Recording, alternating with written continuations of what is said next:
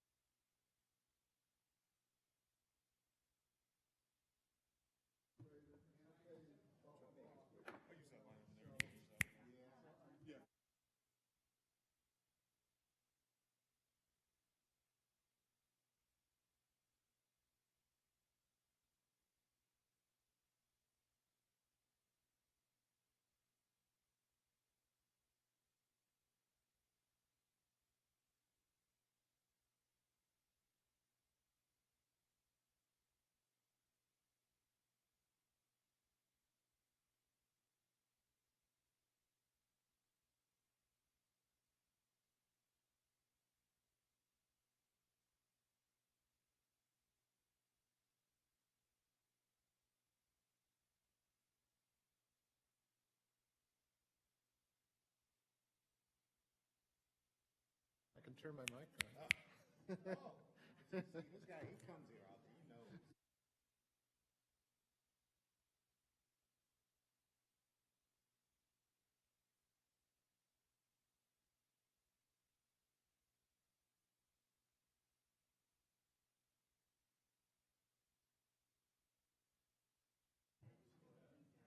Hello, check, check, check.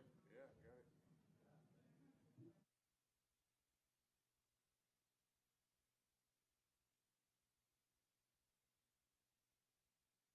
Hello, check, check, check. 1, 2, 3. Hello.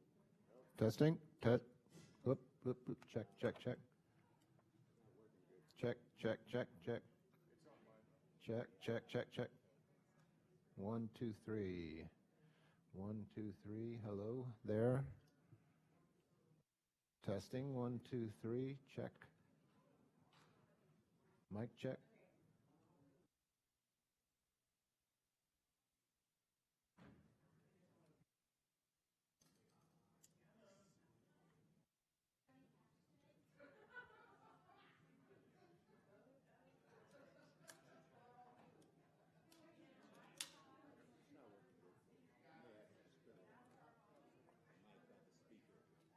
It's not working.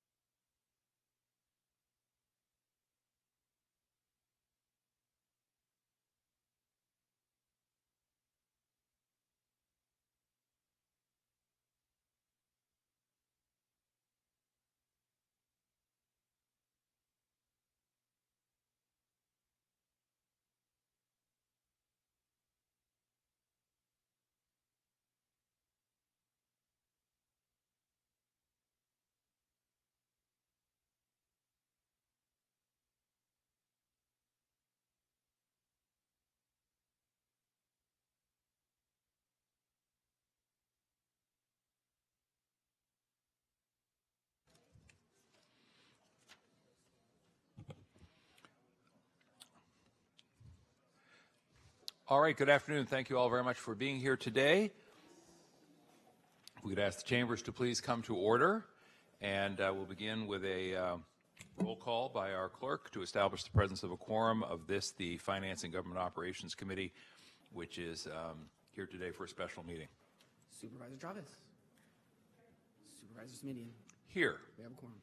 Thank you all very much. Our two-member committee has a quorum. That takes us to public comment. Public comment is that portion of our agenda set aside for comment by members of the public on non-agendized items properly within the jurisdiction of our committee. And we allow up to 3 minutes for speakers on public comment. We have two cards today, one from Susan Bassey and one from Scott Largent. So if you folks will come on up, and we'll take you in either order since there are only two of you.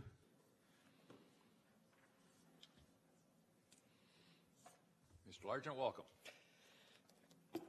Good afternoon, everyone. You can't say no to a 3-year-old. So my daughter asked me to be Minnie Mouse, and I kept telling her I wanted to be Mickey, but she said Minnie was going to be better. Then the visit a week ago, she then told me that she wanted me to be a big pumpkin.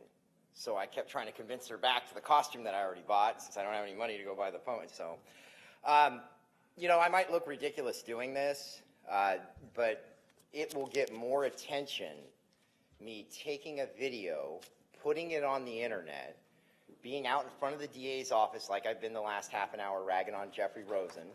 I'll get more done out of that. I'll get more fathers coming forward, mothers coming forward, people from the community that are also not having any of this stuff enforced. We knew what happened with, of course, the firearms stuff. And I tried to be open and honest coming in here saying, look, they never took my firearms. They never showed up. And I think we're getting a lot done on that now, right now, which I do appreciate, Cindy Chavez. It's great that people are paying attention, but that's not the only thing that's not being obeyed on these orders. My visitation for an entire 2 years was never enforced by our DA's office. 3 weeks out the gate, I got visitation 2 days a week for 5 hours. I kept calling law enforcement. I kept, went to the San Jose Police Department's Family Violence Unit, the DA's office. I mean, I just did just about everything, and I was constantly ignored. I understand some people made some phone calls, but that's just not enough. My little girl right here, this is a picture right here when she's a year old, okay? So everybody realizes that's my daughter when she's a year old.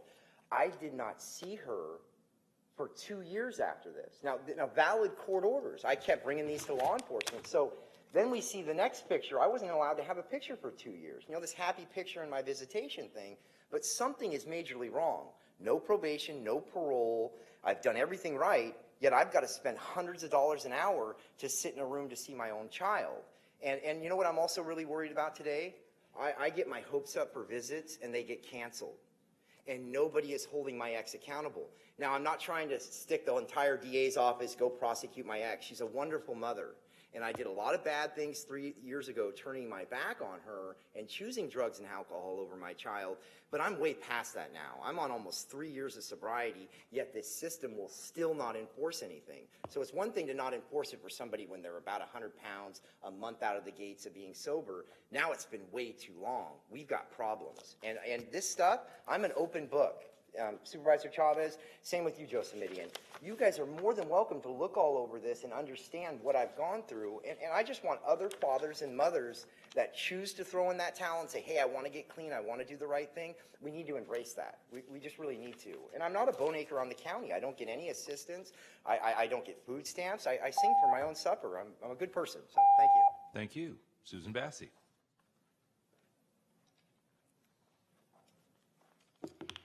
I want to start off with, my name is Susan Bassey, and I am a local publisher, a producer, an advocate, and a mom. And I want to answer some issues that occasionally arise for me, because I get questions from my associates in the press. Well, which are you?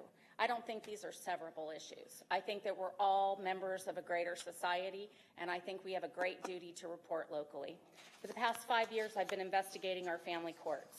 One of the documents that I have been seeking for over 5 years under my public records request, judicial records, which are requested under 10.50, are lists of the number of cases that are assigned to private judges in this county.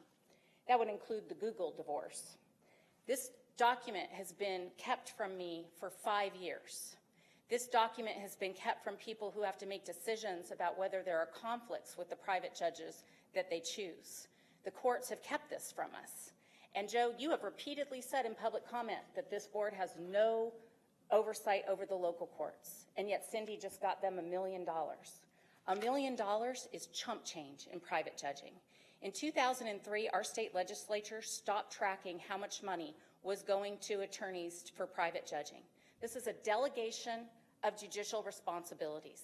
This is a way of taking money out of the hands of families and privatizing our local courts. And we're letting attorneys who have a monopoly on this in this county do this.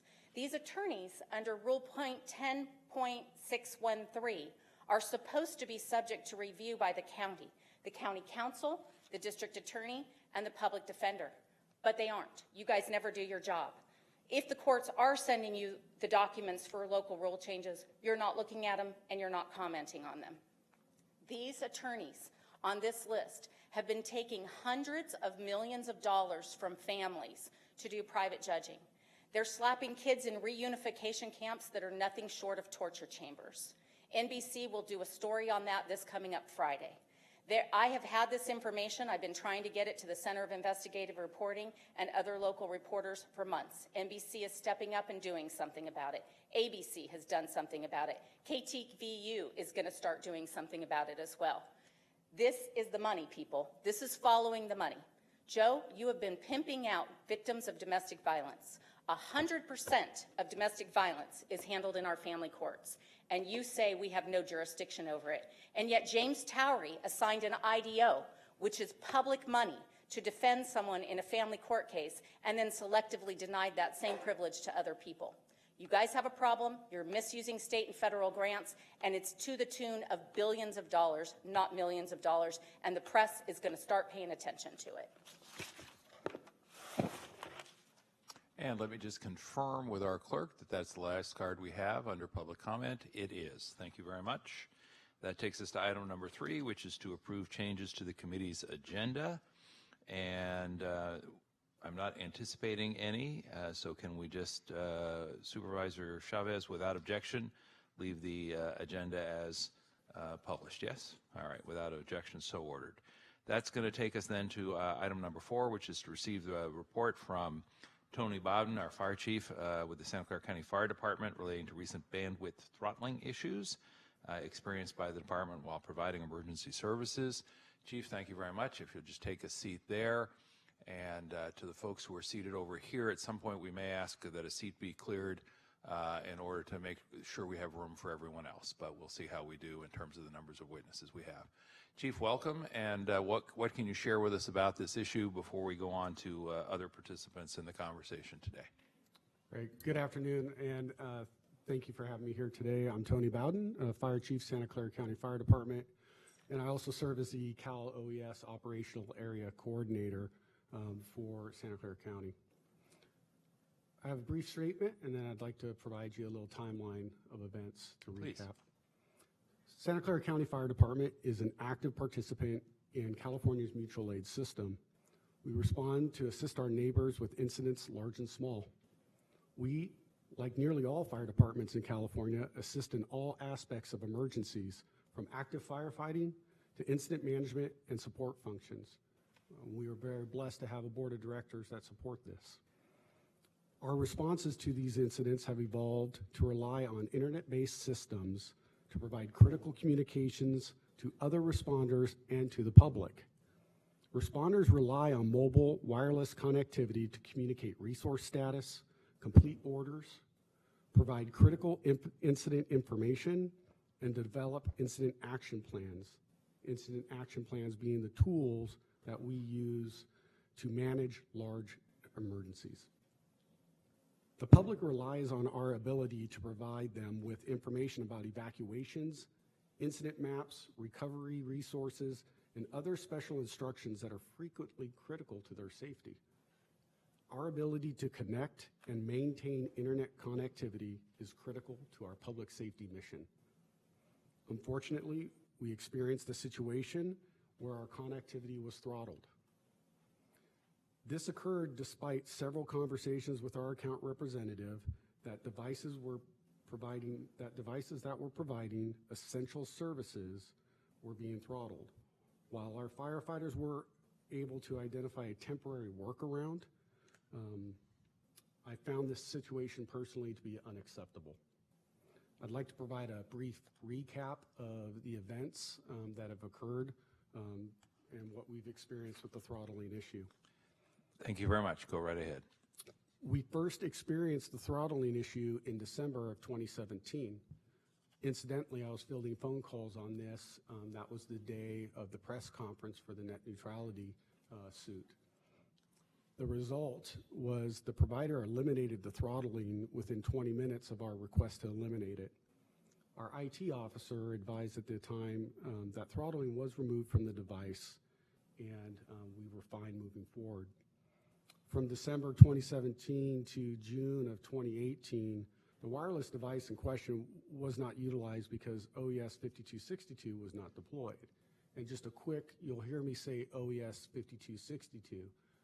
That's State Resource, Office of Emergency Services for the state of California. That's a state resource. There's about 6 to 7 of them strategically located throughout the state of California. Their sole purpose is to support large incidents. They show up, they support a California State OES Assistant Chief. They do resource tracking, resource statusing. They're critical to the incident to ensure the effective flow of resources both in and out of that incident.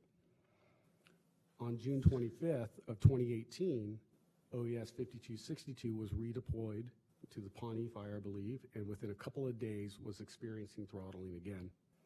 We contacted our provider and were advised to option to move to a little bit more expensive plan. It was only $2 more, a little bit more expensive plan. We did move to this plan, and it was a temporary solution, but what I took from that was our firefighters out in the field were monitoring when the billing cycle was, so they knew when they would have connectivity back again. And they were utilizing personal devices and other cellular phones that we, from headquarters, turned on the hotspots on to allow them to have connectivity back to the internet. There was another plan provided that would have increased a single device rate to $99 per month plus a per gigabyte charge for a truly unlimited plan. And while that doesn't seem high, doing a little bit of math on the one event, it would have been over $800 a month for one event. We have over 300 units. July in 2018, OES 5262 was again deployed to the Mendocino complex, the largest fire in California's history. Within days of being at the complex, we were experiencing throttling again. We contacted our provider and were advised again of the option to move to a more expensive plan that could increase the cost from $40 a month approximately to the new plan, which we would estimate based on call volume to be about $800 a month when it was being used. While working on this solution, our interim IT officer at the time overnight shipped a different provider's internet connectivity device, fixed router, that was able to resolve the situation in 24 hours. That was resolved prior to our primary internet service provider's ability to resolve the issue with the primary router on OES 5262. We historically have relied on a single provider for cellular connectivity. And this is not unusual in public safety because typically one provider may have better coverage in your jurisdiction than another provider. And again, as any public agency, we were always trying to maximize our dollars, and you're making a choice between keeping personnel on the units and spending a tremendous amount of resources on multiple devices. Prior to this, based on our previous ability to solve the problem quickly in December, we believed that we were receiving an acceptable service and that we were not going to be throttled again. But that was not the case. And I am available to answer any questions that you may have on this incident.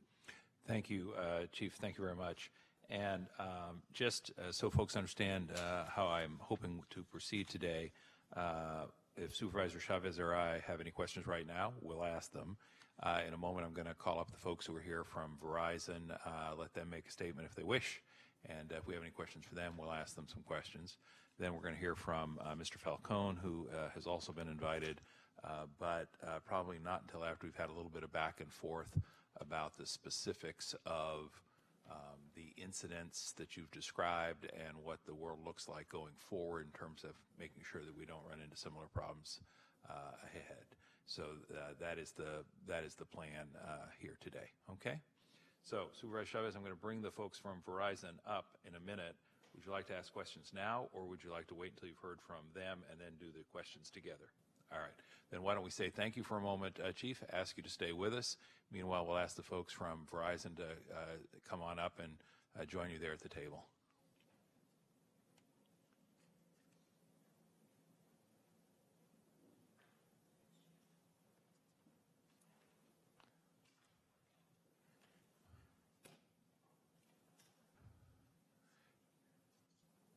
And the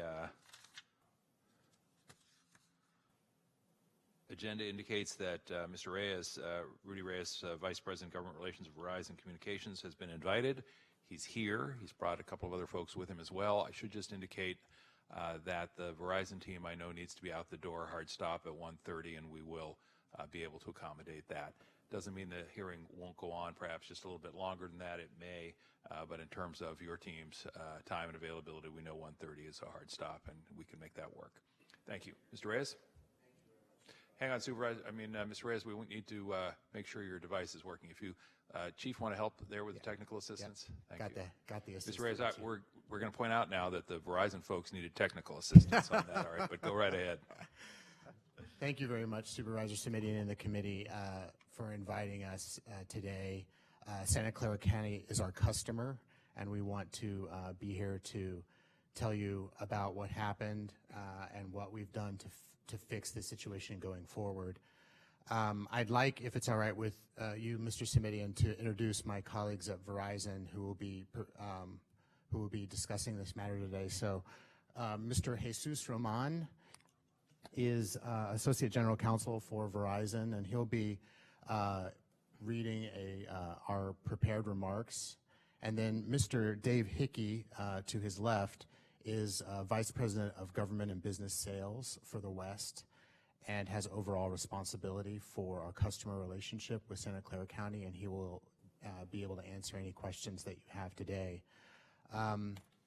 If it's all right with you, I wanted to add a personal note because this is the second hearing like this that we've done. We did one in Sacramento, and as I stated there, I've been with the company for 16 years. I lead legal and public policy for the West in 18 states.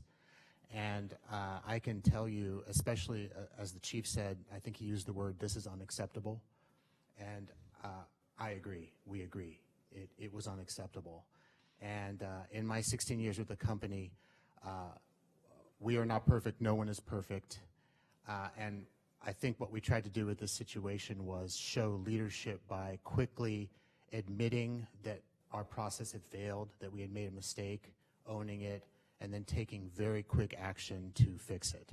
So that's the story that I would like for Mr. Roman and Mr. Hickey to share with you and to take all your questions as, again, you are a customer, a valued customer, and we respect this process and want to tell you the story. So thank you for giving us that opportunity.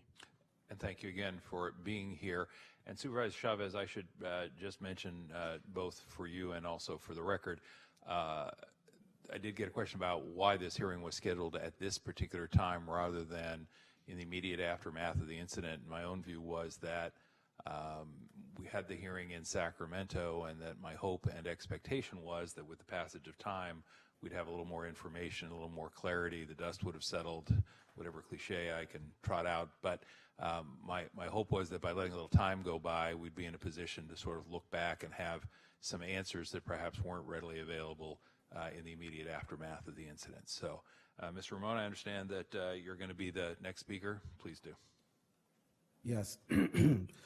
So as you have it, my name is Jesus Roman, and I'm an attorney for Verizon. I will provide a brief and short opening statement.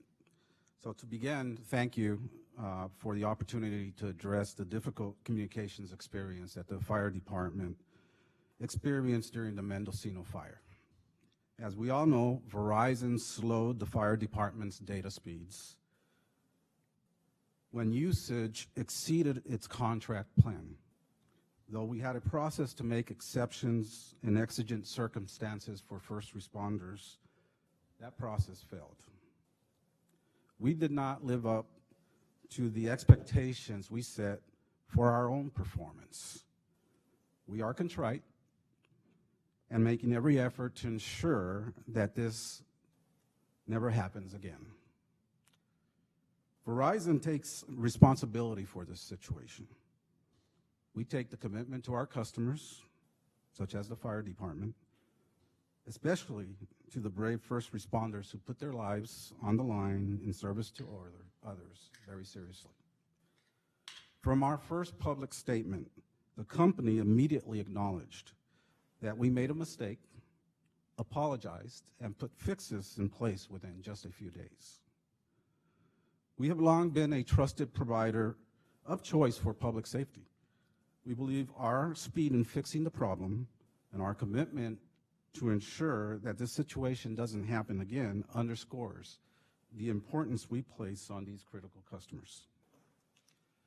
Our agreement with the Santa Clara County Fire Department outlines the plans, the terms, rates, and conditions for mobile broadband service and flows from master agreements negotiated nationally or by states. These master agreements offer a variety of plans and options that public safety customers may select, depending on their specific or unique communications and financial needs. Some data plans charge a monthly fee for a set amount of data and then impose additional charges based on any extra data used. Other plans charge a set monthly fee for an unlimited amount of data, but trigger a slower speed after a certain amount of data is used. We call this a tiered plan. The tiered plan allows customers certainty as to what their monthly bill will be.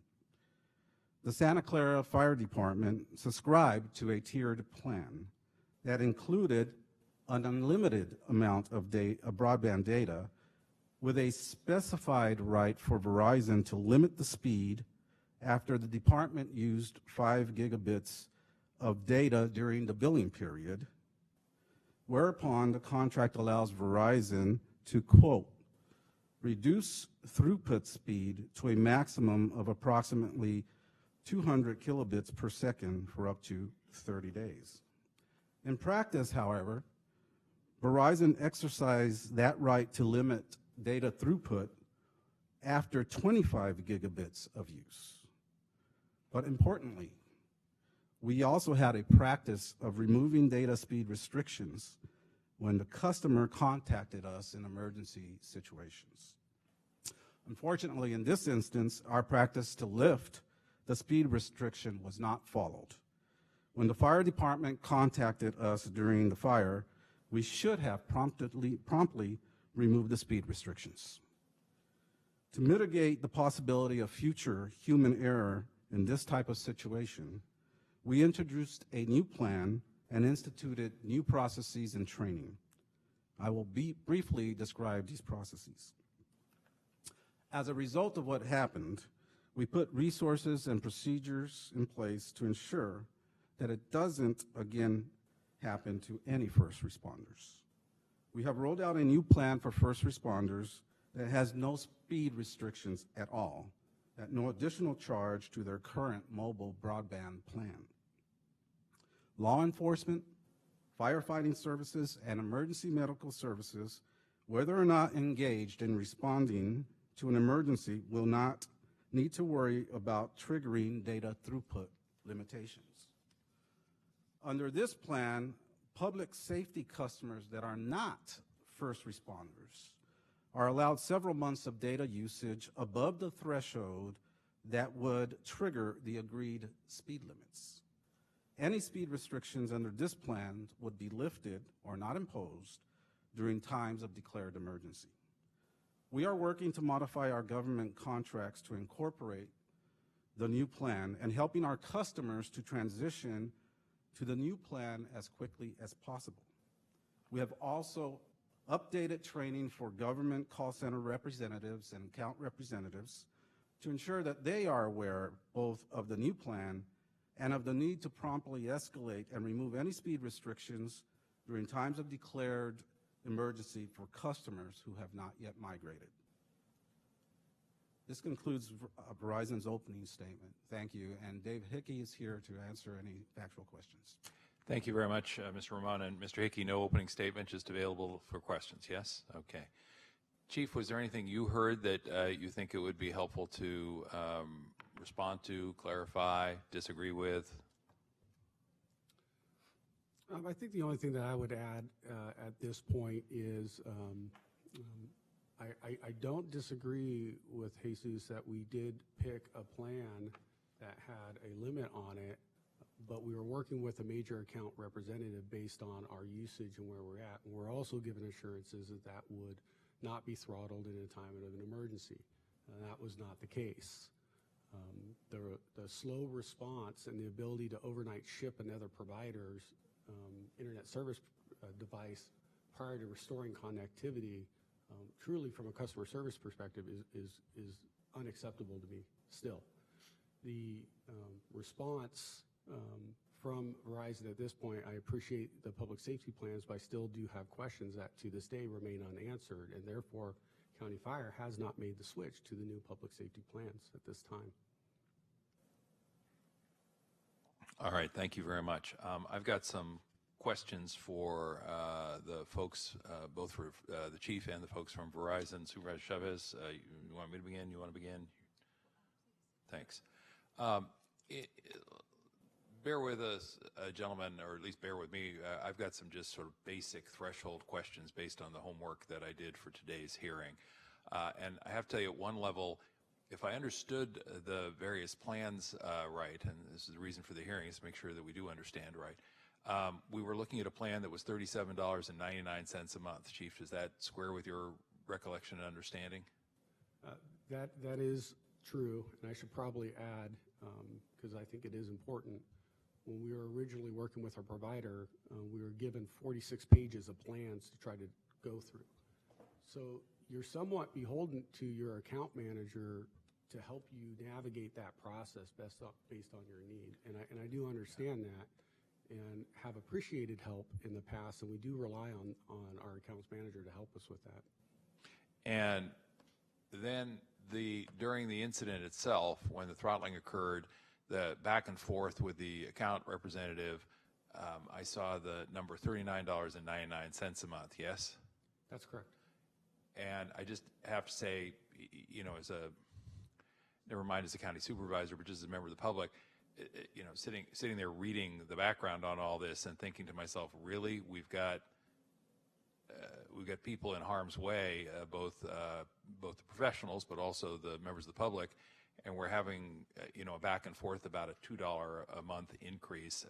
That was just a little hard to fathom in some respects, all the way around.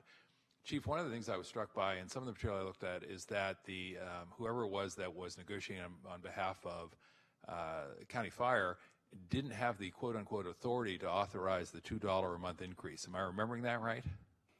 I believe that's what you pulled from the emails, correct? Yeah, I'm just curious.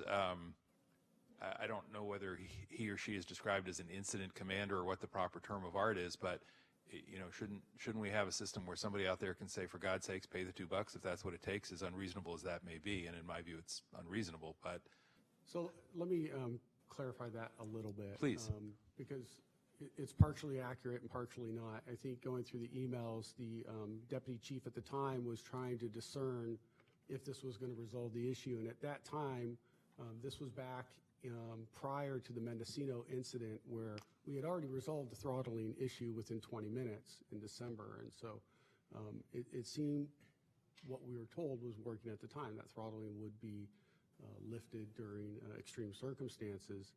And so really it was a discussion of, is this more, it's not about the $2, it's about, is that the right rate plan?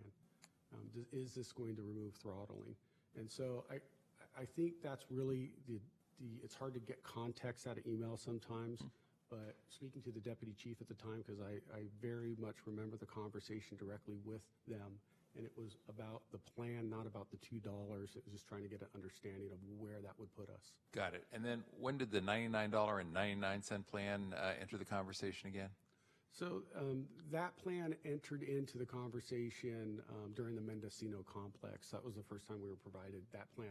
I'm sure it was part of the 46 pages of plans that our IT officer got in the beginning. I would just assume they would be provided all those plans. But that is and I'll look for Dave to help me out with this, but that would be a $99 per month, whether you're using the device or not, and then I believe an $8 per gigabyte fee per gigabyte. And, again, I was struck by the fact that you've got both public and public safety professionals in harm's way, and we're talking about $99.99.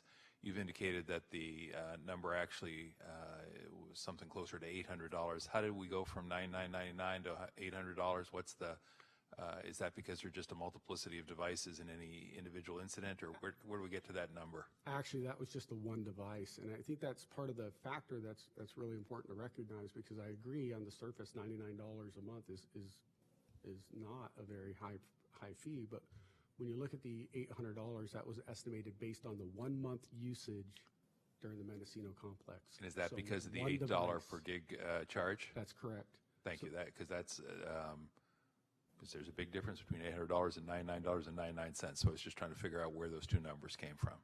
Right, and then you multiply that across the fact that we have over 300 devices. Now you start having to make a decision as to, based on your usage, based on what you're seeing in your organization, what is the right plan, and that's where you do have to work with your account representative to determine what is the best option for you that would be the best use of public funds. And I'm obviously not in a position to know, and I'm not sure if you are off the cuff, but so if there's 300 devices and we're talking potentially $800 a month for the single device because of the per gig charge, we could be talking anywhere from $200,000 to $250,000 in cost if we just said, let's go with that plan for all devices across the range. Does that sound like it's right, or would the other devices be appreciably lesser levels? Back in the levels? envelope, Supervisors Committee, and I think that's right. But I would also factor in that we do have fixed routers on our devices that accept multiple SIM cards, and so we were looking at multiple providers now in order to put us in a position to alleviate this from happening again from any provider. So that cost goes up exponentially when you're looking at carrying 2 service providers per unit now. Got it. And let me just ask the folks from Verizon, are my back of the envelope calculations in the invisible envelope that I'm working with here, Yeah, are they more or less absolutely. in the ballpark? Yeah, correct. Thank you. What I would add is that that plan, the $99 plan, is not for, would not typically be for that type of situation. Is part of the plethora of plans that you have an option to choose from. If you go back to what we said in Sacramento and then with what Jesus, there is a process that should have been followed, wasn't followed, and the individual involved didn't, I would just say, didn't have knowledge of the process. And if he would have, it would have been a simple process of 20 minutes or so to get this feature removed and then move forward. We recognized post fact, right, that was an error, and so we relied on a human to make that decision and understand it versus put a plan out there in place that requires nobody to interact, that allows them to have data when they need it at the most extreme times and not have to make a decision over $2 or $800. And so I think that's what where we really learned in this overall process to make sure that happens that way. Thank you. I have to say, as I was doing my homework, I was initially perplexed by what seemed like relatively niggling amounts, for lack of a better term, $37.99 versus $39.99 versus $99.99, and then we got to $800, and then all of a sudden we quickly got to $100,000, $200,000, $250,000 conversation here potentially. So thank you. That's helpful to me, at least, in understanding the financial side of the conversation as well. Mr. Ramon, you mentioned that there were unlimited plans, but that the unlimited plans, while they were unlimited in terms of the amount of data, nonetheless involved the slowing of speeds once a certain amount of data had been used. Did I understand that correctly? Yes, you did, but Dave will answer the question for us. Okay. All right, that was an artful handoff. Okay. Mr. Hickey? Yes, absolutely. So the plans are built, and we have those plans built across multiple contracts that give you the ability to have access to the network up to a certain amount of usage that you would have. And at that point, then it would be slow. So, and I understand that the use of the term, I'm trying to understand what the term of art unlimited means in this context. And it sounds to me like the term unlimited means unlimited, but once you get to a certain point, you're going to deal with slower speeds. Is that what the term unlimited means? I can see why you would say that. It's unlimited that you'll have access to the network. It's not unlimited at what speed you would have it at. And is there any plan that was offered previously that was not only unlimited, but unlimited without any slowing of speed? The plans that we offered were the ones that he was currently on. Those plans absolutely gave him the ability to have a limit up to those speeds. If you wanted an I'm sorry, those plans did what again? The $37.99 plan that he was on, though, that plan gave him the ability to have unlimited up to the 25 gigs. And here's my question. I apologize for the interruption, but I just want to be clear about my question so I get a clear answer back. Yeah. When this incident occurred, was there a plan that someone, a public safety agency, could have purchased that was not only unlimited, but that was unlimited without any slowing of speed? If they had paid $1,000 a month, was there a plan that's called unlimited and no slowing of speed no matter how much data you used? That's what I'm trying to get to. Yeah, it would have been the plan that the chief described, would have been the $99 plan, and then pay per gig is what you would be unlimited access to the network. So had they paid $99 a month plus the $8 per gig, they could have had unlimited data and no slowing of speed at no matter how much data. And I'm not being flip here, but presumably because at $8 a gig, you think, hey, take all you want. Correct. Okay, got it. There was reference to a new plan that is now in place. The new plan that is now in place, however, Chief, is not a plan you've yet signed up for, if I understood correctly. That's correct. Okay. I want to try and understand what the new plan does or doesn't provide.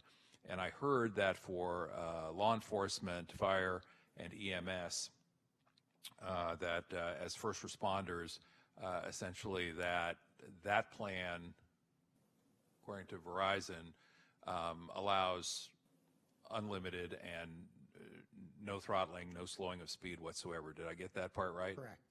There was, however, reference to public safety folks who were not first responders, and I got a little bit confused about who those folks are and how they are treated under this plan. So who are those folks that are considered public safety but who are not first responders?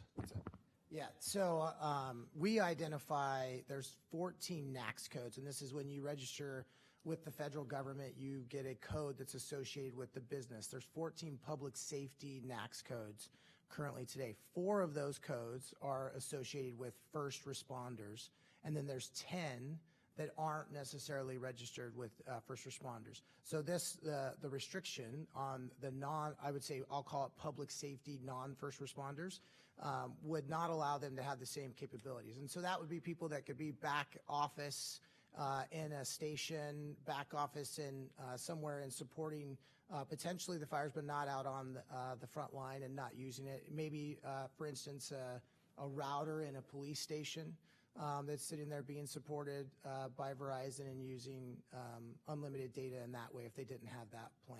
So that's how it kind of breaks up.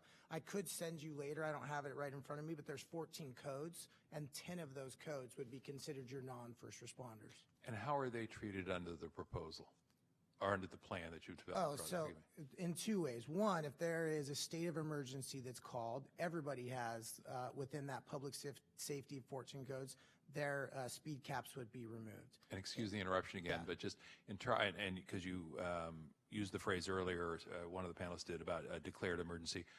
State of emergency, As declared by whom? At what level? So we look at multiple levels, but right now, if the governor was to declare a state of the emergency, or if Verizon internally sees that there is a situation arising and we need to, we would remove it in those situations. Now, I would tell you there's probably more layers that Rudy and I have talked through that's being negotiated back and forth on what also can be determined an act that would require us to remove it.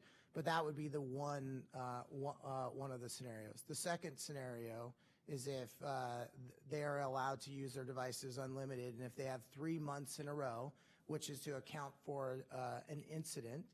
If they have more than 3 months in a row of high usage, I'll say over 25 gigs, at that point, they could then be slowed.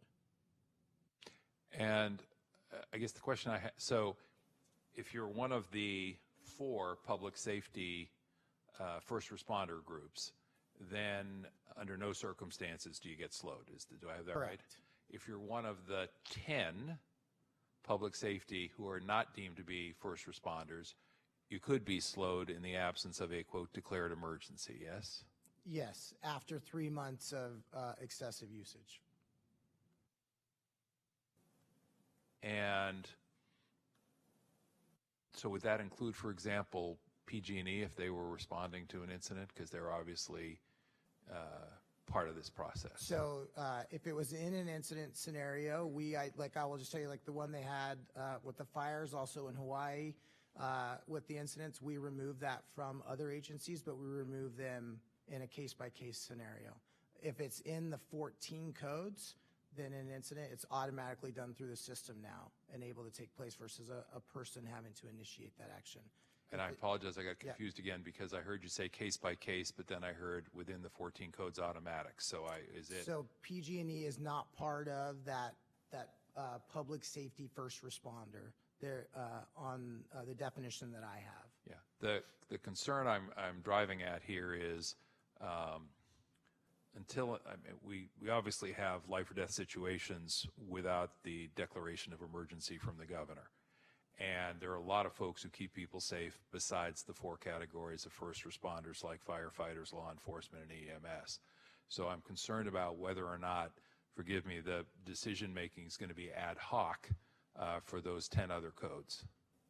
Can you understand the concern I'm articulating? Absolutely. Yep. And thoughts about how we might alleviate that concern, or how Sacramento might alleviate that concern? Yeah, I think that looking at the other 10 codes to ensure that we're caring for it in an incident scenario, I think we would be okay, because it'll automatically, if there's an incident, we would trigger it. Now, I think what's up for discussion is what deems an incident. And I think that's one of the things that you just brought up, whether it's the governor enacts a state of an emergency or something happens at a county level. I think that requires further discussion. Okay. Mr. Smitty, could I add? Please, Mr. Rick. So I think what we're trying to say is that we needed to quickly draw a line somewhere. So at a minimum, you have the declared state of emergency. And now what we're trying to work out with our customers and internally and with external stakeholders is how much more do you go? Where do you draw that line? And so that's the process that we're undertaking now. Yeah, and just to be clear,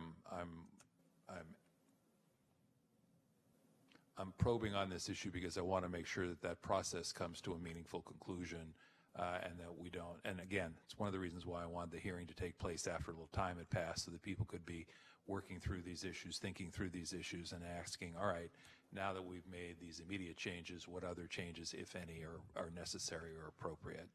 I want to go back just to the last. Ms. Bassey, if I could ask you to just please step away, because it's a distraction here on the conversation. Thank you. You said you have a new plan at Verizon, and that the plan you hope and expect will resolve these kinds of incidents. The chief said he's not signed up for the plan yet. Chief, you want to walk us back through why you've not yet signed up for the plan, if the plan provides what the folks from Verizon are suggesting it does?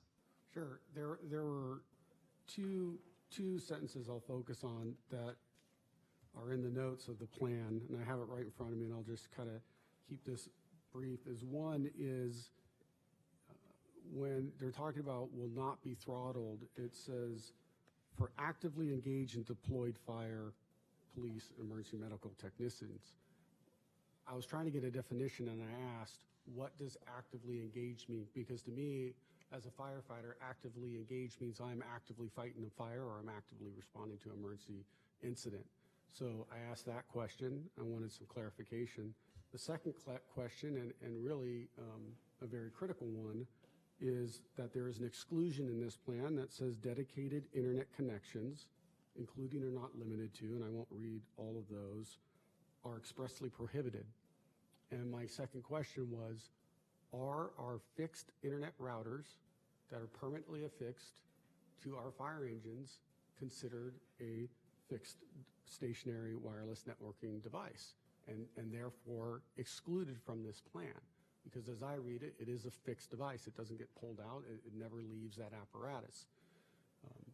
We had a conference call with several representatives for Verizon, and on the conference call, I was assured that no, they are not considered fixed internet devices, and that I would be able to determine who is actively engaged. Therefore, they would apply one of the 4 codes on staff that we determined to be public safety professionals that would never be slowed at any time. I asked if they could express that in writing. That was a month ago, and I still have not received that.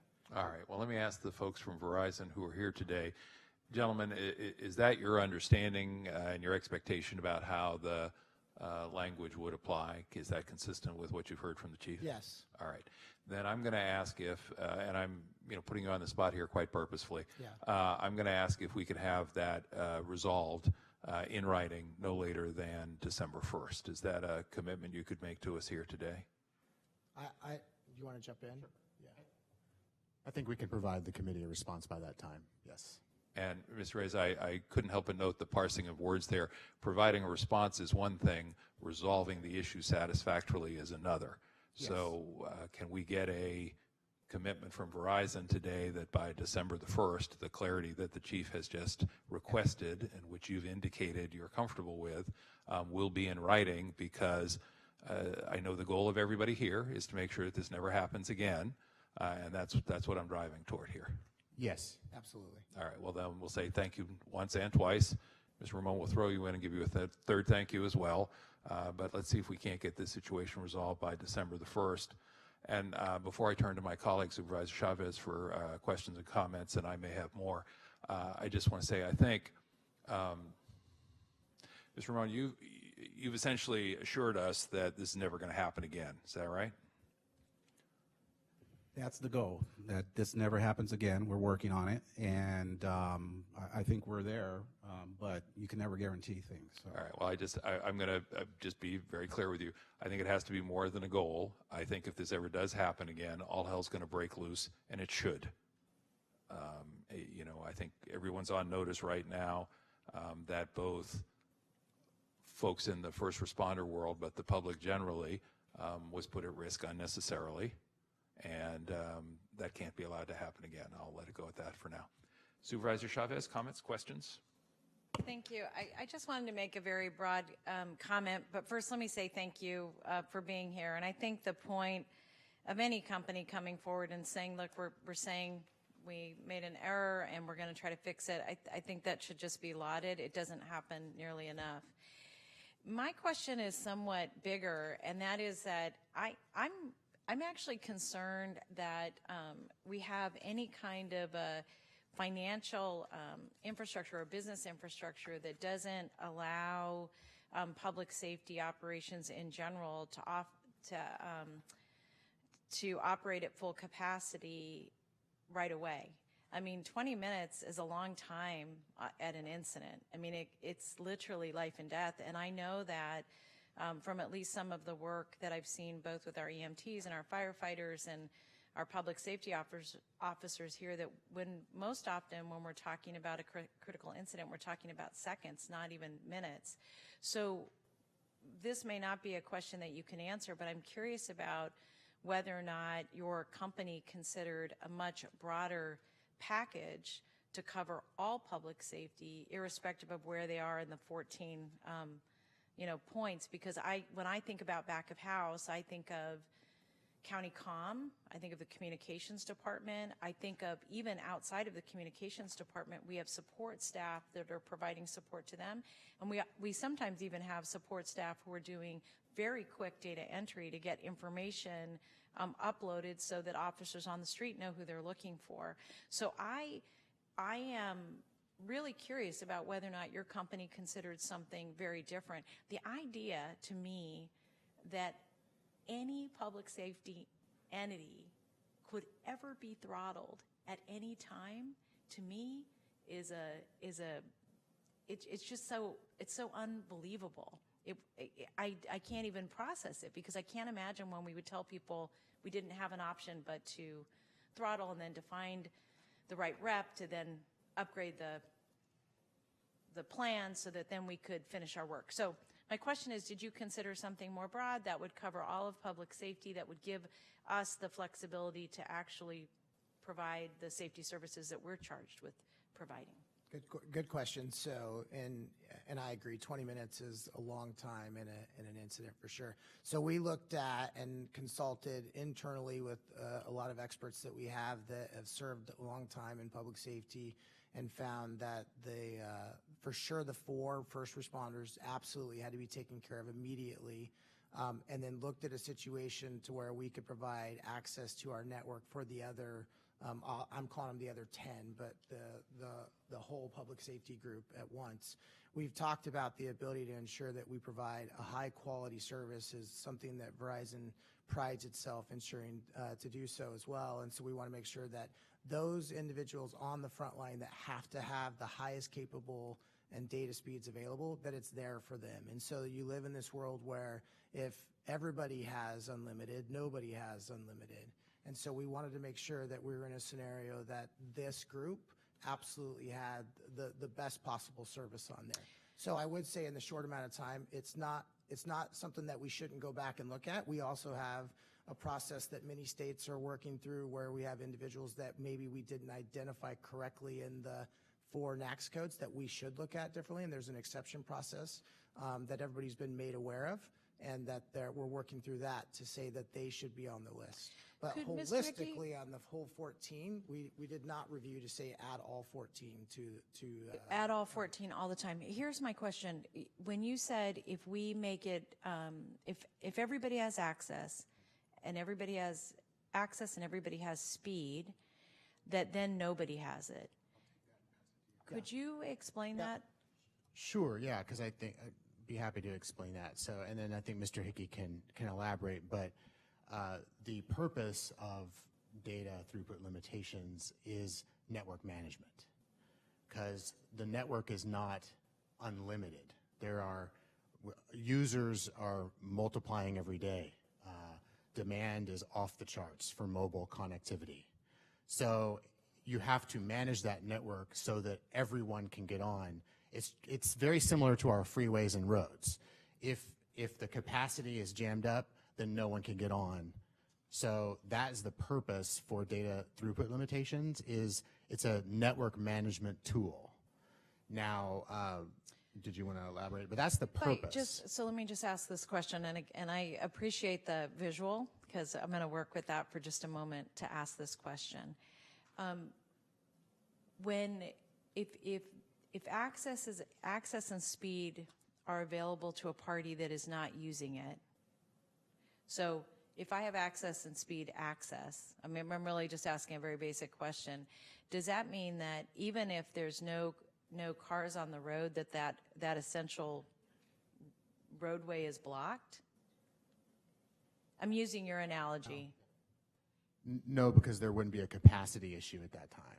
Well, my question then is, if they're not accessing capacity, if you have availability and access and it's not being utilized because it's not an emergency time, are you saying because you've essentially sold that access that no one else has access to it? You're drawing a picture of something that is zero sum, and I'm just trying to understand what's the fungibility within the example you've given. I think I understand what you're trying to say. So if they have access to the network, but they're not using the network, therefore there's capacity available. I'm asking if that's the case. Yes, absolutely, that could be the case. But that in that scenario, in a network manager, it changes not only hourly, but by the minute that could change as well. So then what would be the risk to making sure that public safety was first on the list at all times with a package if what you just said is that can't happen, and I'm wondering why? I was going to say, so if I understand what you're saying, I would answer by saying we made sure and if we didn't include the entire group the right way, we should probably look at that. But the way we looked at the 4 responder codes that we talked about earlier, those we believe needed to have the unlimited access at the time they needed it, no restrictions in any way, shape, or form. And then we believe the 3-month rule in which we put in place for the rest of the group really does help solve for that situation. And if there's an incident in place, as you've spoke to, if there's something going on and you need back-end support, there is no speed cap in place at all. That's removed for all 14 codes. And so But the problem is the way you've described it is we have to open up opportunity instead of opportunity being available and people opting out. So again, I'm not following what you said. If I'm using your analogy. I know Joe's about ready to translate for me. I'm using your analogy, right? If you have this roadway, the way you've described it is that roadway, initially you described it from my perspective as being zero-sum. That if, in fact, we said that every public safety agency and all of the 14 codes, and I'm not sure what those are, so I'm not even sure I would agree with what those are, but let's say that all 14 codes have access to unlimited data and speed, that they're given access all the time. What you then responded to me by saying, if I understood it, was if everybody has access, then nobody has access, because then we've gobbled up all of the available data and speed and access. But then you said something else, that if it's not being used, then other people would have access to that commodity. Is that accurate? Is what I just said accurate? I'm not following you 100%, but let me, if I need to read. Mr. Hickey, let me interrupt if I may, just because. He really does occasionally. No, my colleague and I do this for each other. Supervisor Chavez went to the question that I raised earlier, which is, are the 4 codes out of 14 enough to make sure that we keep people safe? And when asked about the possibility of simply opening it up to 14 codes, Mr. Reyes raised what I'll call a network management issue. I think the point of the conversation that I'm drawing, at least, is all of that being said, understanding that network management's an issue, or congestion management on the network is an issue. As a practical matter, if we opened it up to the 14 codes, that's not going to clog the network. Or is it, in your judgment? I'm not a network engineer, and so I would be guessing if I. Well, I mean, there are 330 million Americans, and of course, there's 7-8 billion on the planet. So I'm guessing that it's not going to congest. It all depends. I think it goes back to where and when it's happening and occurring. So in a general stance, you'd be absolutely right. But in a situation where you have an incident or heavy traffic, absolutely, it could be an issue. Right. So if you had one in the county at that point, and then everybody on the county was on the site at one point, then you would have an issue. But in general, but then in that instance, wouldn't you say, oh, then an emergency gets declared and they get the data, they get to go first anyway? And if that's the case, if that's the answer you just gave us, then why wouldn't we prioritize public safety consistently and manage the network as if that is your priority, then all the other customers would have data available when they needed it, except when there was a critical incident, which of course we would want public safety to have first crack at. And you're saying public safety, you're saying the total group or the first responders? I'm actually thinking about the total group. I can't believe we're having this, frankly, that we're having this discussion about the first responders, to me is unbelievable. The 14, I'm trying to understand better because maybe there's a case to be made that not all 14 need to be included, but for the first responders, no, I don't understand that for Verizon. I don't understand that for any company. Which is, you're right. So that's why the new plan takes care of the first responders 100%. They won't run into the situation where they're speed capped, slowed. They have priority and preemption, which allows them to have priority on the network as well. So they won't run into that scenario again. I think what I was answering for you is thinking of the total group of the 14, which if I take it back is that we should review and make sure that we looking at the 14 the same way and that we have confidence from each other, and I'll say dual confidence, that those are identified appropriately with the restriction we put on the second half of the plan. But the 4 first responders have no restrictions. So, Mr. Hickey, when you were, just for clarity, when you were referring to there needing to be some sort of a declaration of an emergency, which I'm still a little confused about under what terms and conditions and who declares and all of that, that would never impact the first 4 Correct. groups? This is only for the other 10, is that right, in the group? Supervisor, could I take a piece of your question? I don't want to interrupt if you're on. Yes, you do. Go ahead. All right. I thank let you. him do that too. Thank you. I asked a hypothetical question a minute ago about congestion if we open things up to the 14. Let me just ask, have we ever had an incident where there's been this congestion management clog where, there was so much activity by these 14 different public safety organizations that we had a congestion management problem? And if so, when and where? I was going to say, I don't know to that granular of detail for that scenario. Of course, we run into congestion all the time within the network, and that's why we absolutely have a management side of it. But I couldn't answer it correctly for sure. Not something we can't go back and look at, but I don't know.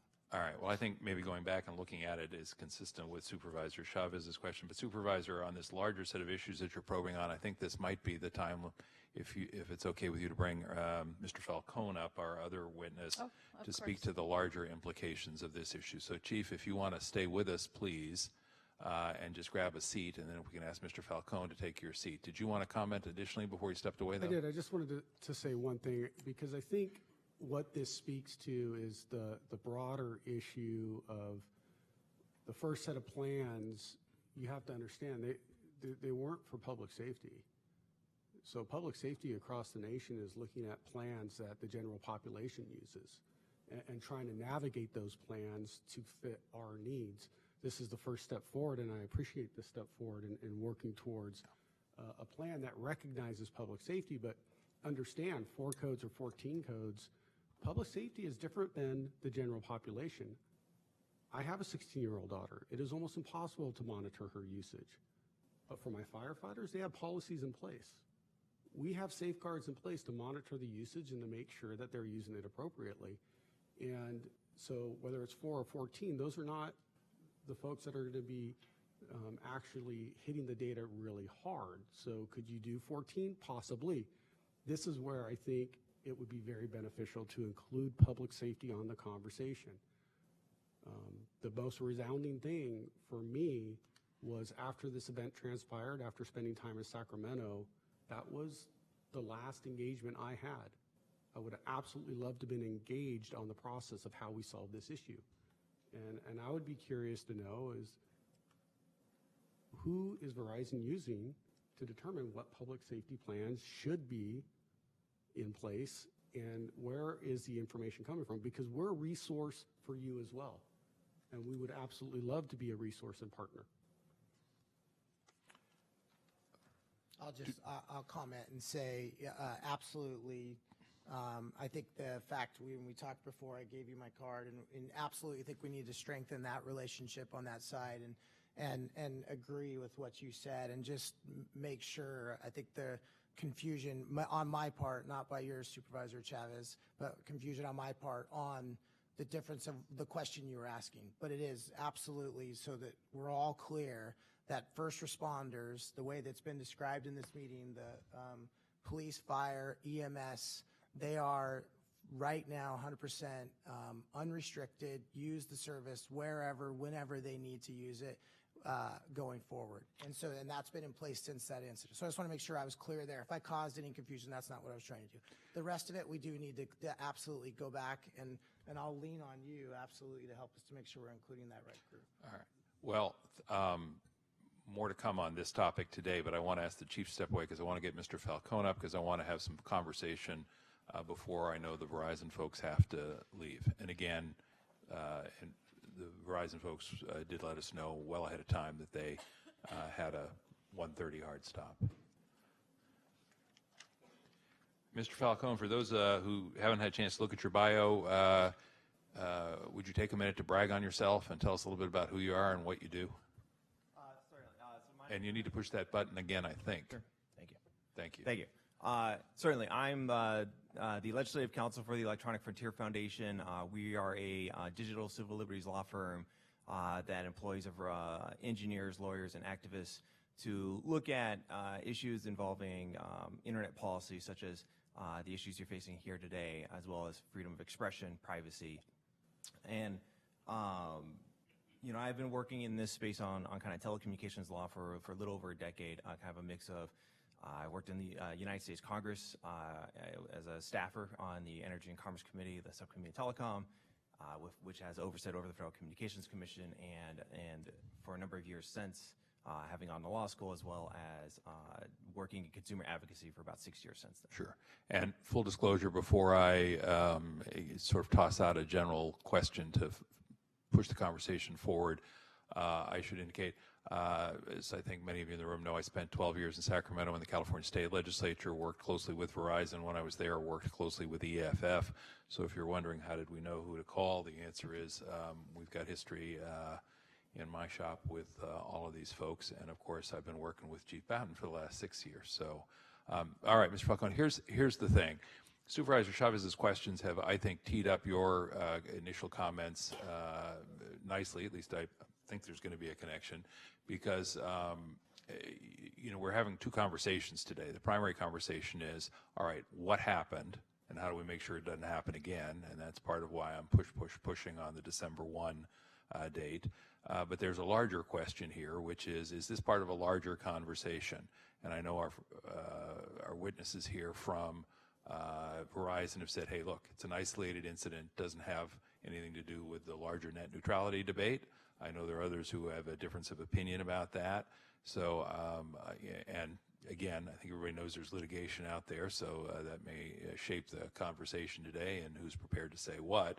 But could you try and provide some larger context for this issue consistent with the questions that Supervisor Chavez was asking earlier? Certainly. So I'll talk to 2 points here. We have a legal issue and we have a technical issue. And I'll even use the analogy of the freeway system when we get to the technical. So the legal issue we're facing right now is we are all here because the Federal Communications Commission, which is primarily tasked as the expert agency to really tackle these complicated questions, no longer does its job. In 2017, the FCC issued its Restoring Internet Freedom Order, which was a repeal of not just network neutrality rules, but also its legal authority to institute policies that consider competition, privacy, as well as public safety. The absence of an agency whose job is to take the public's interests at heart results in, I think, the dynamic that's happened here, which is we are hopeful that Verizon will make the right call, and we are hopeful that Verizon will talk internally and come up with the right outcomes, and we are hopeful that Verizon will do everything right. And it is a far cry from where we were just 4 months ago when Verizon had a legal obligation to not engage in any sort of unjust or unfair business practices. I would suggest that under the 2015 Open Internet Order that the FCC instituted that included net neutrality, among other things, it had a nationwide ban on any sort of unjust, unreasonable business practices, and the conduct, which I think the gentleman here have admitted was just completely wrong for Verizon to do, would have resulted in some sort of penalty. Verizon faces no sorts of liability or concerns of a government entity right now saying the things that happened in Santa Clara, the throttling of the extent of the throttling that happened with the fire department, the upselling in the middle of an emergency, the 4 weeks of back and forth. These are all things that a previous FCC would investigate and would have the power, if the facts lead it to enact some sort of penalties for Verizon to punish the company in that respect, and also to go further, to look at industry practice nationwide, to initiate what we would call a rulemaking process where they invite comment from not just public safety, but from all users as well as the industry, and essentially call balls and strikes to establish a set of rules and regulations that the ISPs would have to follow in order to resolve this issue in the future. That is why we, I think when you are seeking assurances, there is nothing hanging in the backdrop right now as a legal power to compel those assurances. And this is also why Sacramento recently passed SB 822, the state's net neutrality law, because the state is deciding that it needs to confer itself the authority to address these issues in the absence of any sort of regulator. To go at the technical question of network management, congestion, let's use the freeway example. So think of the number of lanes on the freeway as the maximum capacity of data that can be transmitted at any one time. The issues of congestion is when you have a traffic jam. But when you don't have a traffic jam, there is no question of congestion remaining. And so the data caps and the throttling that follows after you exceed a certain amount, or the overage fees that occur afterwards, they're not coupled with congestion at all. These are purely building practices. These are just means of how to monetize the service, and really have nothing to do with management of the network as a matter of engineering. Use the freeway example, it would be like saying if you have a 25 gigabit data cap, right, and then when you pass 25 gigabits of usage, you have to pay $8 per gigabit beyond. It's basically like saying you can drive on the freeway for 25 miles. You choose when you want to drive.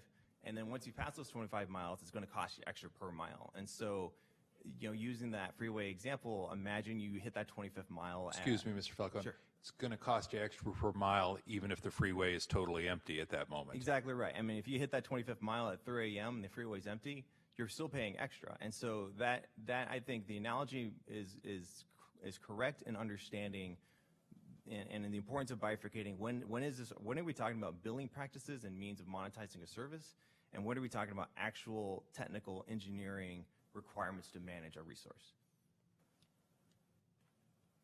Thank you. Let me ask first if the folks from Verizon would like to offer any thoughts about the issues that Mr. Falcone has raised. Then I'm going to go to Supervisor Chavez. Yes, Mr. Simidian, thank you very much. And Mr. Roman will speak a little more. What I wanted to do, though, is where the analogy breaks down, and I think where the confusion is happening, is that while you can analogize capacity to roadway congestion, what we're talking about are wireless networks that travel at the speed of light. And it's not like you can assume at any given time that there's going to be congestion or not. So these are instantaneous things that happen to the network. Network congestion is an issue that we're actually trying to lead out by putting more infrastructure in, partnering with San Jose to lay the groundwork for 5G, to really put a lot of small cells and to expand the capacity of the network so that we can have a great consumer experience for everyone. So I think where the analogy breaks down and why people get confused that this is a net neutrality issue and it's not, is that we're talking about networks that are very dynamic and fast moving, and they need to be managed on a constant basis. So I think Mr. Roman can say more about why this doesn't have anything to do with net neutrality. Yeah, thank you, Rudy. There's 2 points that I'd like to make. First, there's a point that because of the repeal of the 2015 FCC rules, Mr. Falcone says that no one can investigate the practices that were involved here. I think that's incorrect. Under general law in California, There's an Unfair Business Practices Act that the Attorney General can actually investigate if the Attorney General decided to. Mr. Ramon, is this section 17200 that you're talking about? Yes. Thank you. And in addition to that, the FCC, if it wanted to, could investigate too. I'm sorry, but in more addition to that, importantly, who could investigate too? the Federal Communications Commission, FCC. Thank you. Thank you. But the second point I want to make is that there seems to be an articulation of a point that the 2015 rules that the FCC had adopted would have somehow prohibited the ability to have a contract where the customer chooses to pay a lower fee and then have a data throughput limitation if they went in excess of a particular level of data use. But the 2015 decision specifically actually allowed this practice. And I'm going to quote from paragraph 122 of that 2015 decision that was later repealed.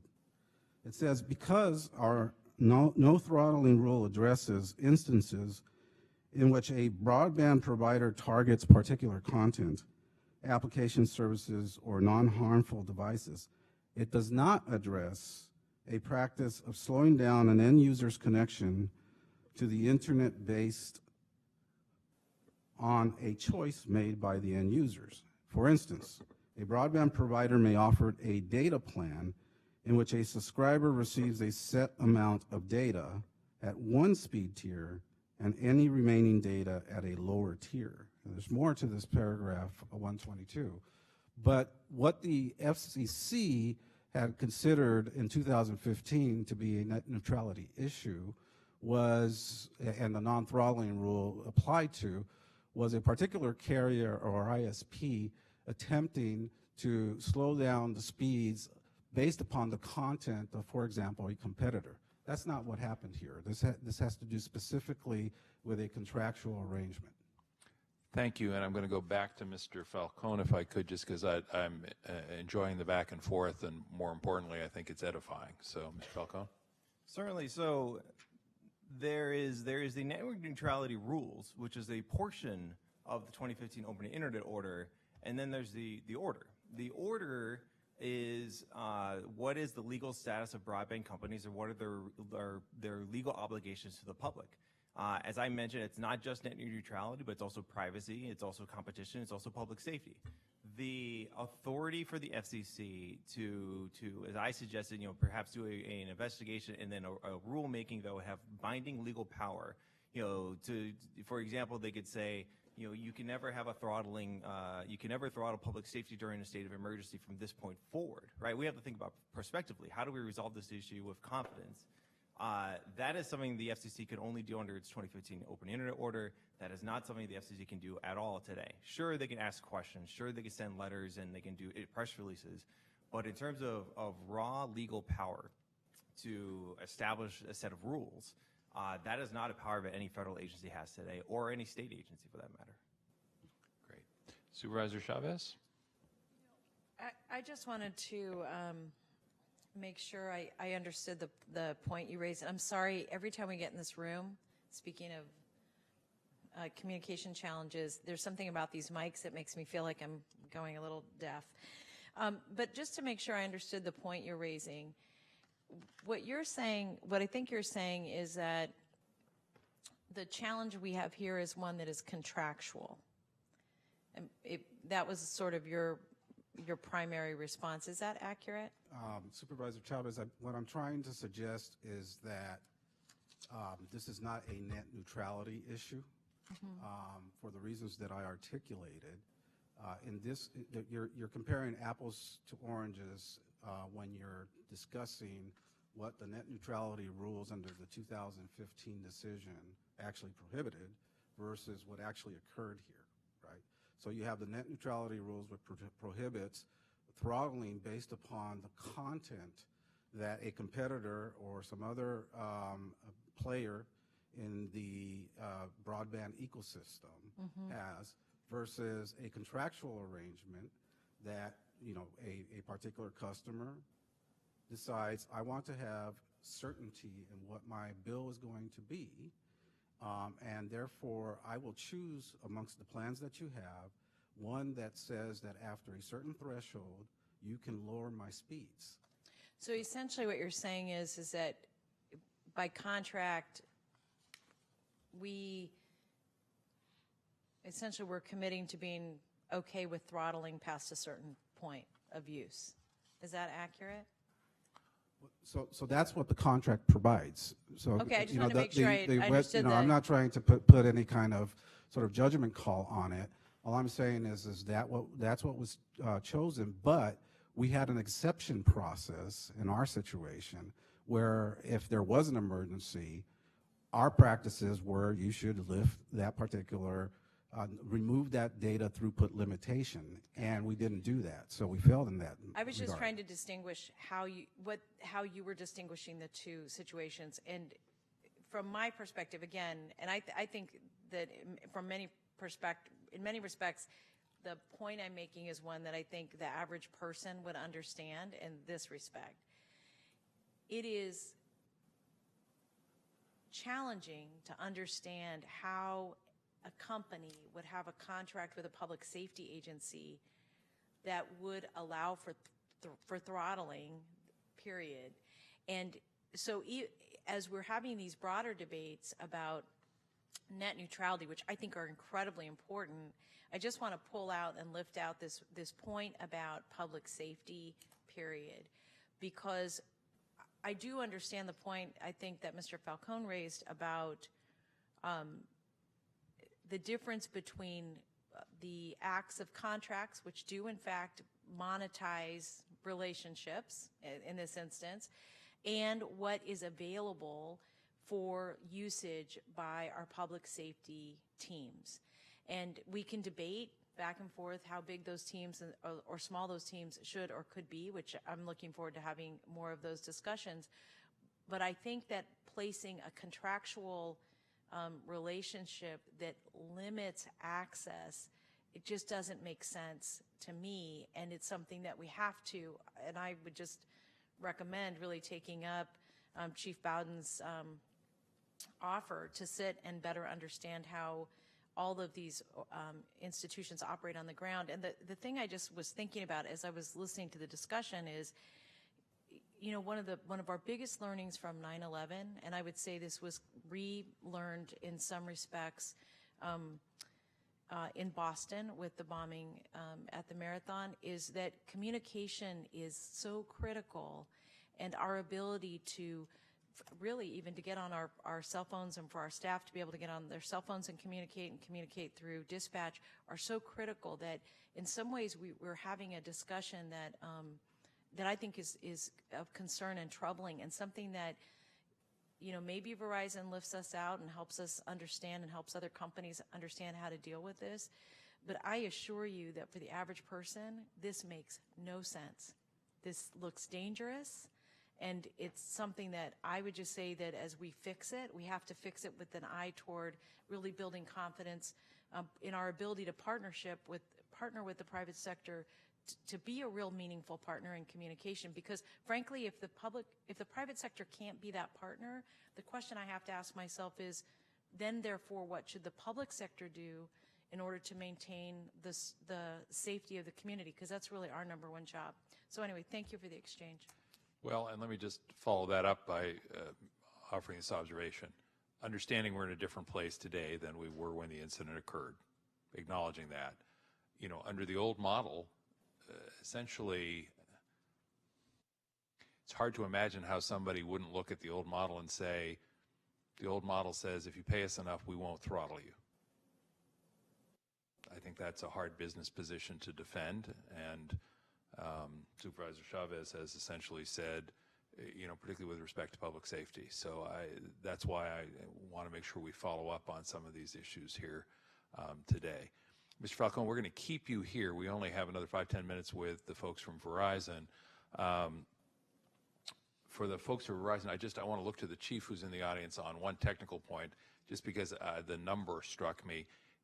And Chief, if you just, this is the rare time, I'll just say you can give us a shout out from the chambers if you like. And that's, did I read this right, that when the speeds were throttled, we were literally at 1/200th, which would be 1/2% of the speed that was ordinarily available? That sounds about right. I would have to look to actually get the exact number, but that sounds about right. It was, as described by our units in the field, it was like dial-up. Yeah, I wanted to underscore that for the record, because I think as we're having this conversation, you know, slower can mean a lot of different things. It can mean a little bit slower, or it can mean slow to the point of lack of functionality. And what I gleaned from all of the background material that we had available to us was we were really at the point where the functionality was virtually non-existent. Mr. Ramon, just so you know that we got it, I think what I heard you say is that, notwithstanding Mr. Falcone's arguments, your view is that whatever prohibition may or may not have existed with net neutrality, it was content-based, not volume and speed, by customer choice-based. Is that a fair summary of I believe so. your statement? Okay. And Mr. Falcone, you talked about why net neutrality and the FCC's role was important in terms of enforcement, as opposed to just hoping for the best or looking for goodwill or sound business practices. But could you share with us again why you think that argument does or doesn't hold water? So I think what the argument is doing is it's avoiding kind of the core problem. So regulations are premised on statutory power. The statute under Title II of the Communications Act, when you regulate broadband providers as common carriers, requires basic non-discriminatory conduct, including a ban on unjust and unreasonable practices.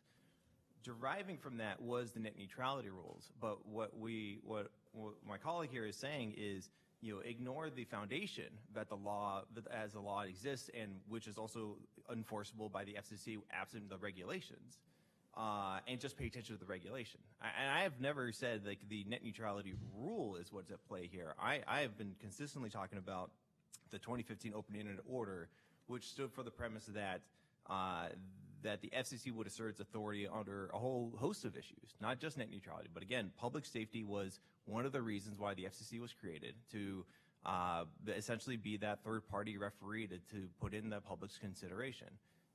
The contract concerns that we're talking about here is, Verizon is, I don't think Verizon's up to no good or intending harm, but they're a corporation that have a fiduciary duty to maximize profits from the services they have. And public policy's job traditionally has been to kind of call balls and strikes of where what's acceptable, what's not for the public. And we no longer have that balancing. We no longer have that counterweight to the profit motive, and that's why you see this difficulty of trying to understand like how should public safety be considered. That's not really Verizon's job. Their job is to deliver a service and ensure that they're making money for their stockholders. That has traditionally been the role of public policy, to make those decisions. All right. Mr. Simidian, though, Please. I wouldn't want the committee to be for it to be unclear. The way Mr. Falcone puts it is like there's not a cop on the beat anymore.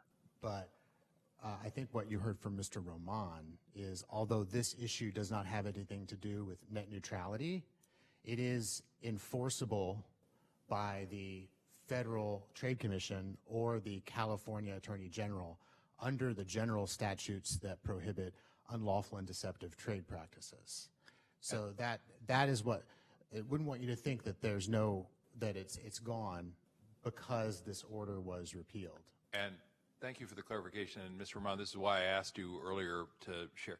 Was it your position that the FCC could still engage, or would the FTC, because these, of course, are two very different bodies with two very different sets of authority? Yeah, that's right. I mean, I meant to say the Federal Trade Commission. Thank you. That was why I was double, now triple checking. Before we let you leave, because we're going to carry this conversation on in your absence, and obviously you're welcome to stay as long as you can, but I know you have flights to catch. I wanted to sort of be clear about a couple of takeaways from today's meeting.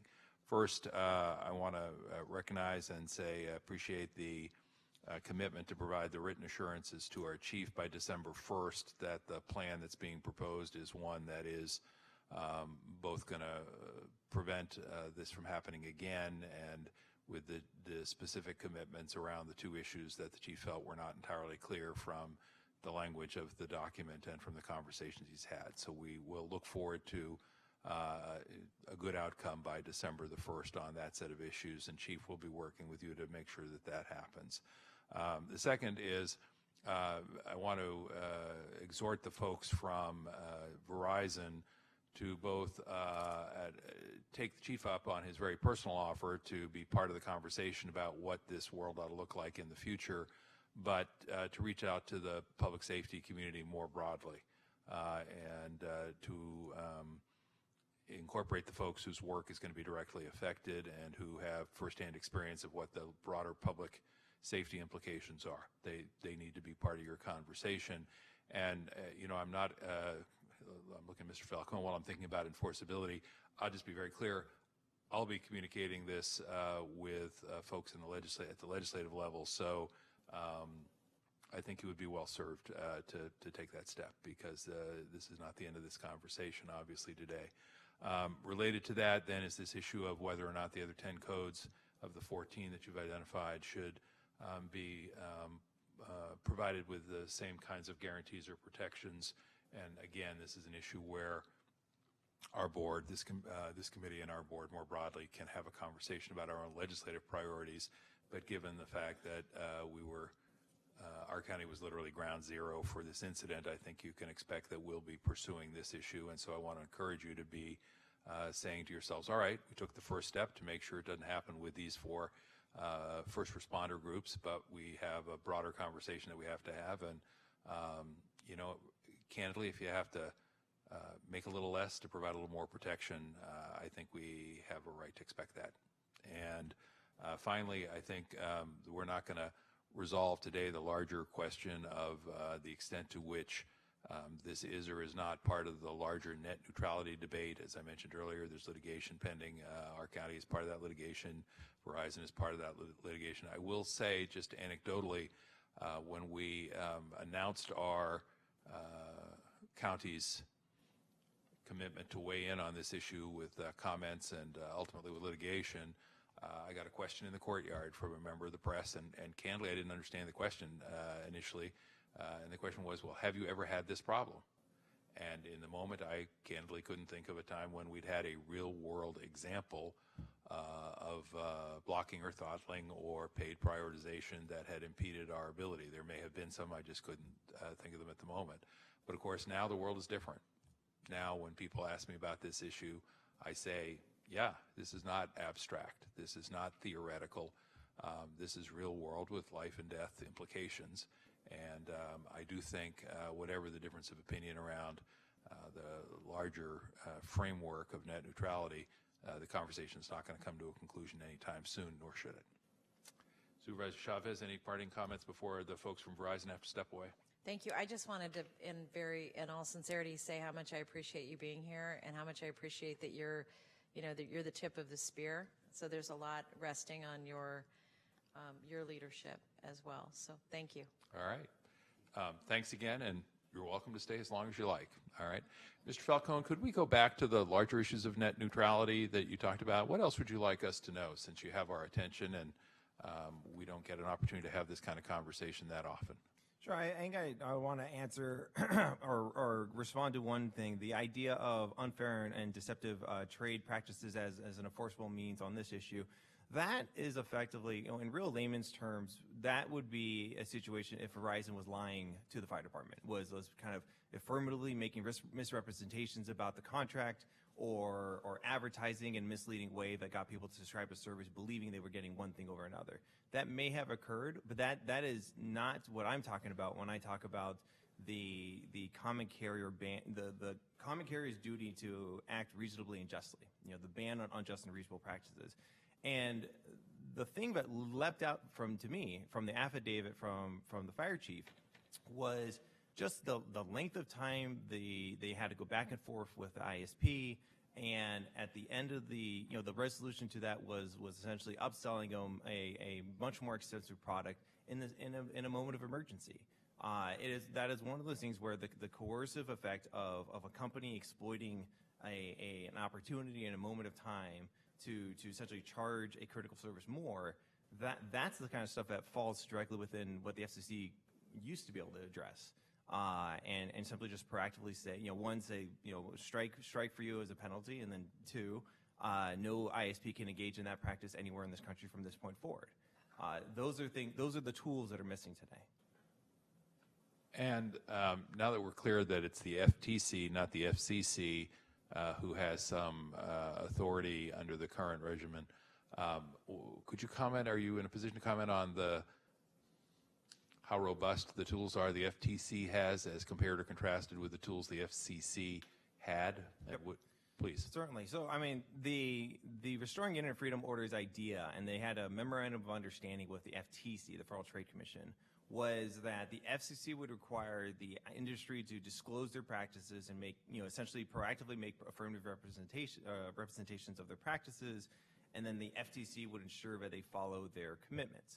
The obvious fault or failure of that approach is so long as the company is honest about what they're doing, right? As long as they say we will charge you, $1, $8, $10, whatever amount over a certain amount, whether you're public safety or the average user, that's the end of the legal hook.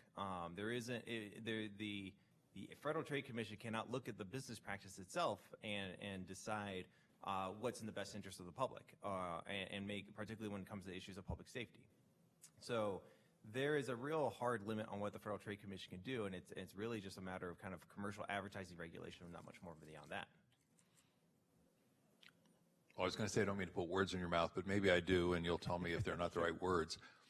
What I hear you saying is that as a practical matter, the underlying concerns about throttling, blocking, and paid prioritization are not concerns that the FTC is empowered to address. No, and particularly the Federal Trade Commission does not have rulemaking authority, so it cannot establish rules that ban practices prospectively.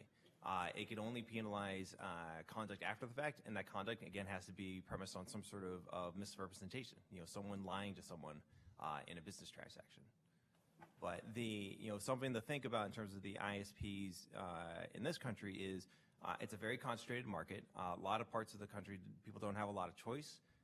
And if you have one service provider that kind of meets your needs, you are in a dynamic where they really don't have to worry about what they say if they know they have you as a customer in a position where you have to go through them. That is the power of kind of the result of having limited competition in some of these places, particularly rural parts of the country. Supervisor Chavez, in a minute I'm going to ask Mr. Falcone and the Chief if they have any last comments. Then we have a couple of cards under public comment, but I want to turn to you and see if you have any questions before we head into the... This was very helpful. Thank you. Then, Chief, any final comments and or requests of the committee in terms of how we move forward?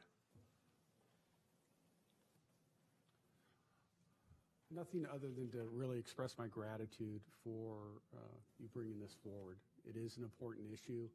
You're correct, Supervisor Savidian. It is not resolved. There's a lot of work to be done. I'm very hopeful that in the future, public safety is more actively engaged in the conversation rather than being presented a plan or an option that they had no knowledge of or no involvement with crafting. I think I hope Verizon will take me up on my offer. Not that I have any free time lately, but it's a very incredibly important issue, and I truly appreciate you bringing this forward. Thank you. Mr. Falcone, anything else you want to share with us? If you had, you have 2 members of our 5-member Board of Supervisors. That means if you can get the 2 of us on the same track, you're only 1 vote away from making good things happen. What advice, if any, would you give us?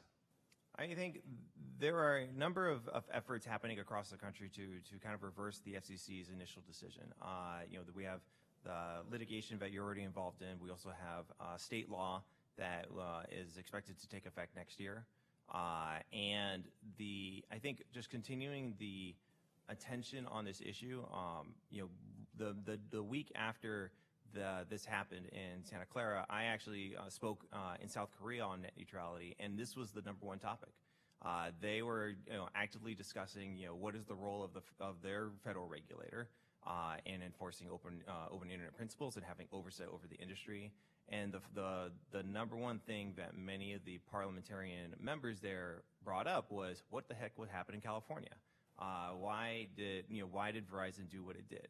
And so, Supervisor Chavez, I think it's not just Americans that question what happened here. It has international ramifications, and I think raising the attention has been very important because broadband is not a private luxury anymore, right? Broadband is essential to life, not just a matter of public safety, but for education, the ability to interact with your friends and family. I mean, everything we do now is dependent on this connection. And as I stressed earlier, now we no longer have a regulator to balance the public's needs in this place. Thank you. I mentioned the litigation earlier. Forgive me, I should have turned to County Counsel and Mr. Williams and thanked him and his team who are here today for their work in this arena. Mr. Williams, any closing thoughts or comments that might inform the committee's thinking? Yeah, I'll just add that I think the things that came out here today and the incident that Chief Bowden described really highlight the issues that the county flagged in our comment letter that was actually filed before the FCC took its action. We talked about the public safety risks. We talked about how it's important for the public to be able to have access to information, to county resources, for alerting, for evacuations and noticing.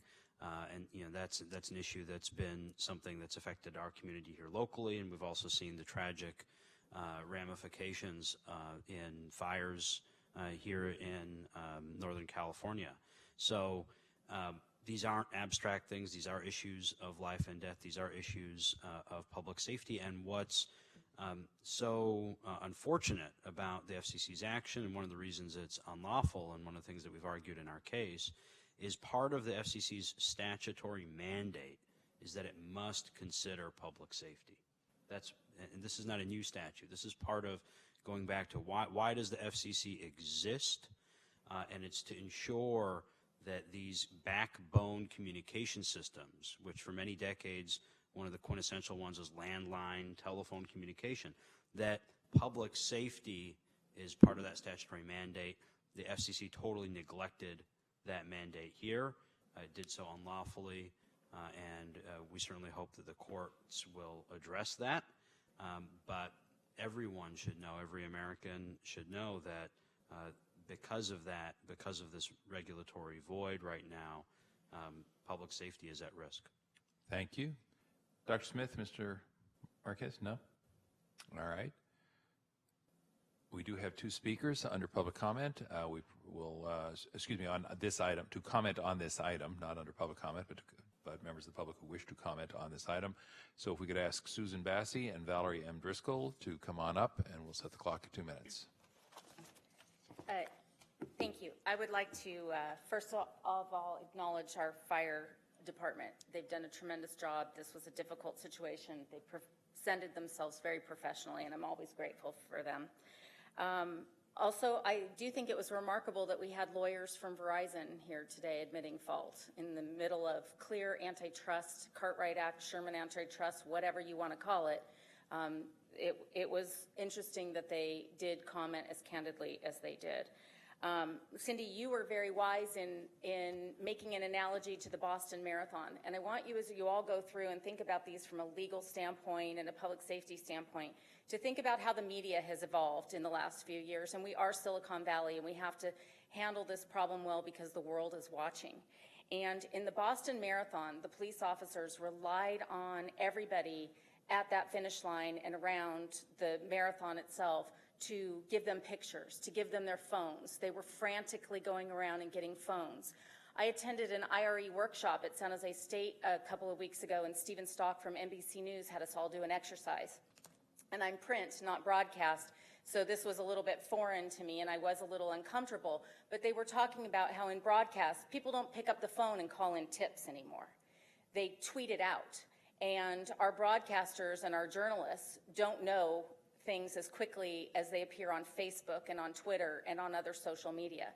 So as we're talking about Verizon starting to limit or throttle public safety, you need to think about how important it is that our journalists, that our citizens who are now citizen journalists are able to access that as well, because you may be actually making a huge public safety trap if you regulate this or set contracts in place that will limit free speech, that will limit citizens from being reporters and bringing you information that our public safety officials will need to rely on. Thank you. And our next card is from Valerie Driscoll. I'm not sure if Ms. Driscoll's still with us. I think not. All right. Well then, Supervisor Chavez, last call. Mr. Falcone, thank you again for being here today. Thank you to all who attended, all who participated. Without objection, the meeting is adjourned.